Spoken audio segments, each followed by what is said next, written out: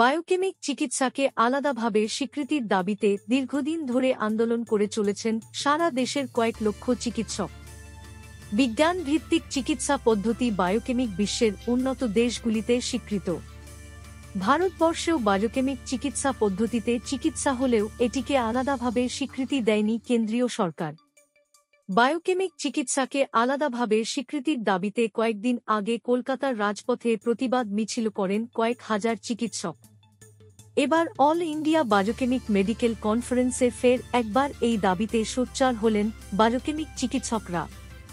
Central council of biochemic and medicine youth research ইন্ডিয়ার উদ্যোগে পঞ্চম all India biochemic medical conference অনুষ্ঠিত হল কলকাতার ভারত সভা হলে।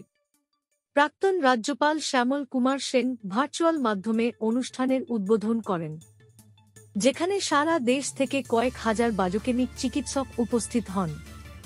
চিকিৎসকরা জানান, বায়োকেমিকের আবিষ্কারক এবং চিকিৎসা পদ্ধতি আলাদা হলেও এটিকে পৃথক কাউন্সিলে অন্তর্ভুক্ত করেনি কেন্দ্রীয় সরকার। তাই তারা বায়োকেমিক চিকিৎসাকে আলাদা করে স্বীকৃতির দাবিতে আন্দোলন করে যাবেন।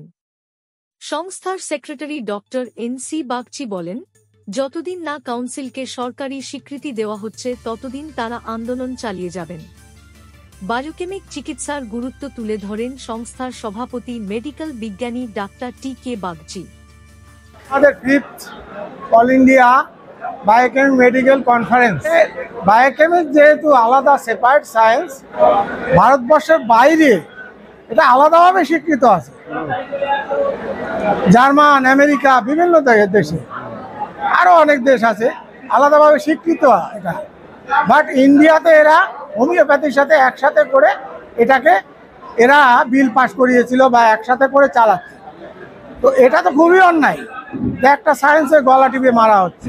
কেন্দ্রীয় সরকারের কাছে আমাদের এটাই দাবি এবং রিকোয়েস্ট, আমরা কিন্তু আইনত স্বীকৃত, কিন্তু ওনারা যেহেতু হোমিওপ্যাথি আর বায়োকেমিককে একসাথে মিলিয়ে রেখেছে দুটো সায়েন্সকে, সেটাকে আলাদা করে দিয়ে স্বীকৃতি দেওয়া হোক বায়োকেমিক।